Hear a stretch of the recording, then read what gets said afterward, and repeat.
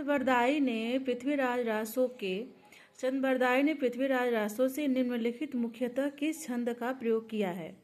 चंद्रबरदाई ने पृथ्वीराज रासो से मुख्यतः किन छंद का प्रयोग किया है? तो कवित्व छंद का प्रयोग किया है। अमीर खुसरो की पहेलियां और मुकरियां किस भाषा में है? खड़ी बोली में। डिंगल भाषा का अर्थ क्या है? अभ्रंश के योग से बनी शुद्ध राजस्थानी। कीर्तिलता की भाषा क्या है? मिश्रित अभ्रंश। बालचंद विज्जावी भाषा दुहनई लग गई दूजे हासा विद्यापति किस रचना की पंक्ति है? तो यह कीर्तिलता की पंक्ति है। ढोला मारा रू दुहा में ढोला के पिता का क्या नाम था? राजा नल। गोरखनाथ का समय 11वीं सदी है। यह मान्यता किस विद्वान की है? पीताम्बर दत्त बर्थवाल की है।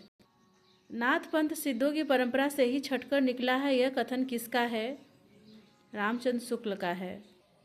आदिकालीन हिंदी के संबंध में उपयुक्त नहीं है संयोगात्मकता की ओर झुकाव। यह कहानी 16वीं शताब्दी के बाद की लिखी हुई है और रासों में प्रक्षिप्त हुई है। पद्मावती समय के विषय में यह कथन किसका है? हजारी प्रसाद द्विवेदी का है। निम्नलिखित में से कौन आदिकाल के अंतिम चरण के सुप्रसिद्ध कवि हैं? अमीर खुसरो। सुमेलित करते हुए दिए गए कोट के सही उत्तर का चयन कीजिए। गोरखनाथ और उनका युग रांगे राघव। नाथ संप्रदाय हजारी प्रसाद द्विवेदी। हिंदी काव्य में निर्गुण संप्रदाय पीताम्बर दत्त बर्थवाल। सिद्ध साहित्य धर्मवीर भारती। जन्म काल की दृष्टि से निम्नलिखित कवियों का सही क्रम क्या है? चंद्रबरदाई, जगनीक, खुसरो, श्रीधर। इनमें से कौन सा ग्रंथ लौकिक चरित्र काव्य माना जाता है? भविष्यत कहा। आदिकालीन रासो साहित्य की प्रमुख प्रवृत्ति संबंधित कौन सा कथन सही नहीं है? तो वो है इस साहित्य में राष्ट्र प्रेम का सुंदर चित्रण किया गया है। अमावस के घड़ी झिलमिल चंदा, पूनम के नाद के घड़ी चंद ब्याज गरजे, ये जो है किस संत का नाम है? तो यह जो गोरखनाथ का नाम है।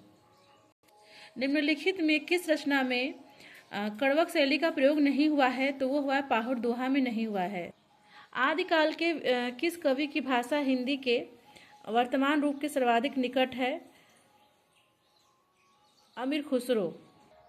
आदिकाल के कवि सरहपा की काव्य परंपरा में विकसित नाथ पंथ के हठ योग का पल्लवन आगे चलकर इनमें से किस कवि में हुआ है? कबीर में हुआ है। भरतेश्वर बाहुबली रास इनमें से किस काव्य धारा का ग्रंथ है? तो वो है जैन साहित्य।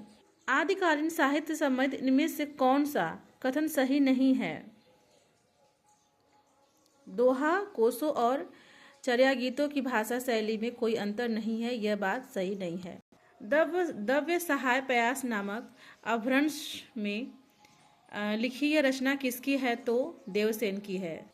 निम्नलिखित में कौन सी रचना अभ्रंश के प्रभाव से मुक्त हिंदी की रचना मानी जाती है? विशलदेव रासो। हिंदी का प्रथम महाकाव्य किसे माना गया है?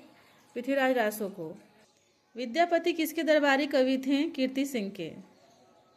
कौन सिद्धों तथा नाथों की सूची में उभयनिष्ठ है? मत्स्येंद्र नाथ।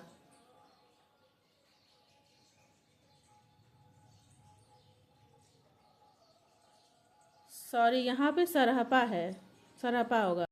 आध्यात्मिक रंग के चश्मे आजकल बहुत सस्ते हो गए हैं। यह जो है इसका आशय क्या है? तो इसका आशय यह है कि विद्यापति के पद अधिकतम श्रृंगार के ही हैं। इसका आशय यह है।